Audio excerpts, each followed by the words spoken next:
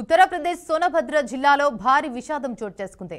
రాత్రి సమయంలో రాతి గనిలో కార్మికులు పనిచేస్తుండగా ఒక్కసారిగా గని కూలిపోవడంతో అక్కడ హావభావాలు మారిపోయాయి. శిథిలాల కింద కనీసం 15 మంది కార్మికులు చిక్కుకుపోయినట్లు అధికారులు అనుమానిస్తున్నారు.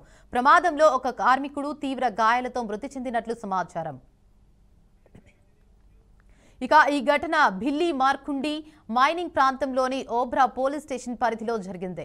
సమాచారం అందుకున్న వెంటనే ఎన్డీఆర్ఎఫ్, ఎస్డీఆర్ఎఫ్ బృందాలు, 2 ప్రైవేటు కంపెనీల రక్షక సిబ్బంది, అలాగే ఓబ్రా థర్మల్ పవర్ ప్రాజెక్టు బృందాలు సహాయక చర్యల్లో నిమగ్నమయ్యాయి.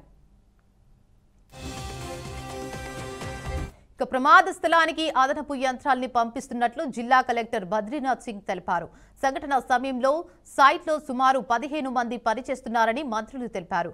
ప్రమాదానికి గల కారణాలు తెలుసుకునేందుకు విచారణ ప్రారంభించనున్నట్లు అధికారులు ప్రకటించారు. ఈ ఘటనకు బాధ్యులపై కఠిన చర్యలు తీసుకుంటామని ప్రభుత్వం హెచ్చరించింది.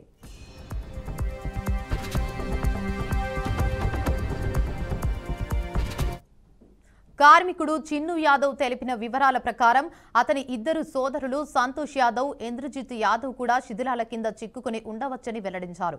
ప్రమాదం సమయంలో 9 కంప్రెసర్లు పనిచేస్తుండగా ప్రతి కంప్రెసర్ వద్ద ఒక్కో కార్మికుడు విధులు నిర్వహిస్తున్నారని స్థానికులు తెలిపారు.